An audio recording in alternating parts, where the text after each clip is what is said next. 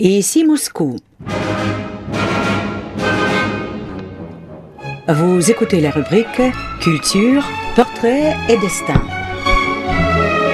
À l'ouverture du séminaire.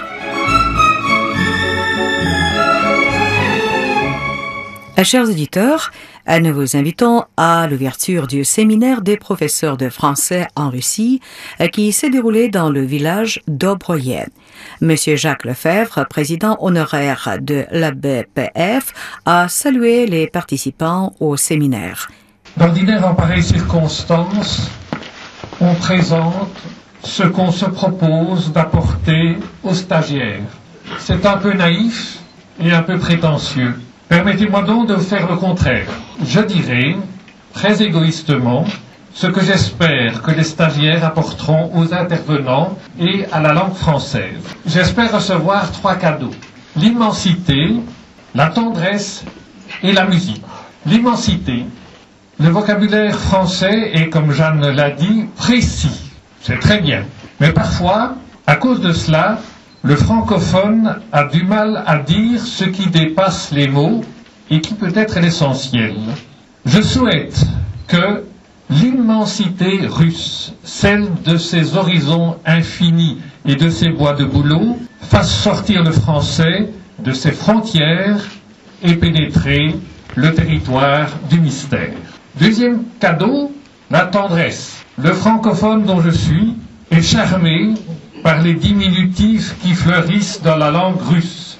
Je souhaite ici, où organisateurs, intervenants, stagiaires vont vivre en famille, manger à la même table, participer aux mêmes veillées avec une maman, Jeanne Aroutiunova, un cousin à la mode de Bretagne, Bruno Baron Renaud, un oncle de Touraine, Jean-Jacques Bollot, un ami dont les Français disent « il était le nôtre », mais il devient le vôtre, collègue russe, des innombrables neveux et nièces de toute la francophonie, sans oublier les 2 petits Belges.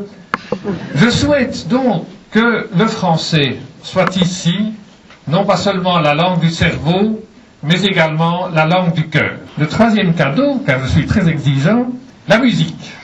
Les troupes russes comptent un bataillon d'élite, les chœurs de l'armée rouge. Cela prouve l'importance que la Russie accorde à la musique vocale. Or, la langue française, malgré tout le respect que je lui porte, chante un peu trop peu. Le français chante souvent en solo. Je voudrais donc qu'en écoutant les polyphonies où chante l'âme russe, le français ait envie de faire le grand écart sur les octaves et de trouver de nouvelles vibrations. Chers stagiaires, vous souhaitez sans doute, grâce à ce séminaire, apprendre à exprimer encore mieux en français les réalités francophones. Moi, personnellement, je voudrais que ce séminaire vous montre que le français est également votre langue, qu'il vous permet d'exprimer aussi vos idées et vos sentiments, votre quotidien et vos expériences exceptionnelles. Et j'aimerais surtout que la langue française reste ici, au séminaire, la langue de l'amitié. Monsieur Jacques Lefebvre, président honoraire de l'ABPF, a salué les participants à la cérémonie solennelle d'ouverture du 22e séminaire des professeurs de français en Russie.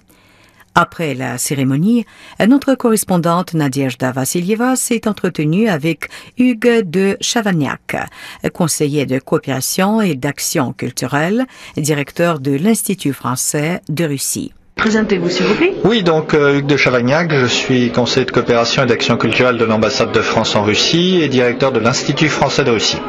Pour la première fois ici? Pour la première fois dans ce séminaire, oui, pour la première fois, oui. Mais bien sûr, je connais très bien l'action de l'association. Nous nous sommes souvent vus avec Madame Maroutunova et donc je sais que l'association joue un rôle tout à fait irremplaçable pour animer le réseau des professeurs de français, contribuer par des actions de formation, contribuer à son rayonnement international et puis le fait d'être comme ça.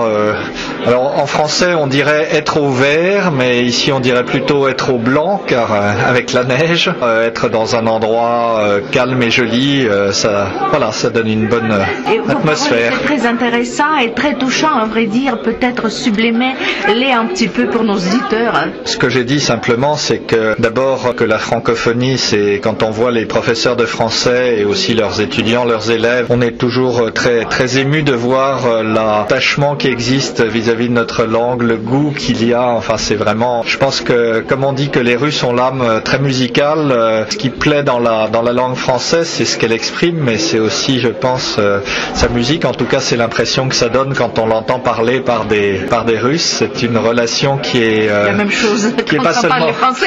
Ah oui, mais vraiment. Sauf que nous, on parle beaucoup moins bien russe que les Russes ne parlent français. Ben, le français parle français.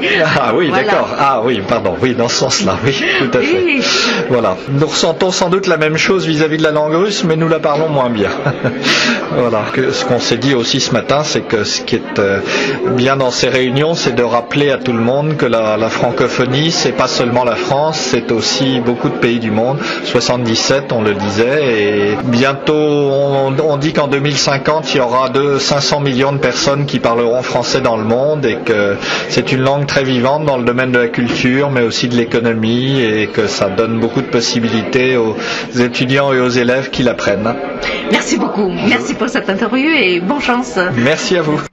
Vous venez d'écouter dans l'émission consacrée à l'ouverture du 22e séminaire des professeurs de français en Russie et une interview recueillie auprès de Hugues de Chavagnac, conseiller de coopération et d'action culturelle, directeur de l'Institut français de Russie.